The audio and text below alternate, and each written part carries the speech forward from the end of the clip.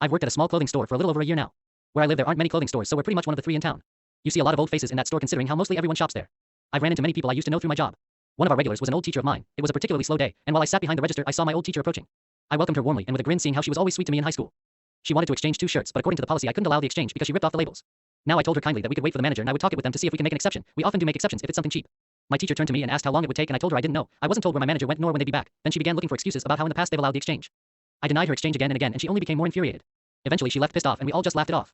While we filled a coworker on the details, he pointed out that she was coming back. She went to a table and swiftly reached for a shirt and left the store. From our perspective it seemed she had stolen a shirt, so we chased after her. In the bed she wasn't stealing but instead verifying where we had our labels in our shirts because a store next to us has the label gun to put it back on the shirts. Upon seeing us she was enraged and started shouting at us and saying we called her a thief. No one had said anything about her stealing because we could see she didn't have anything with her except the old shirts we wouldn't exchange.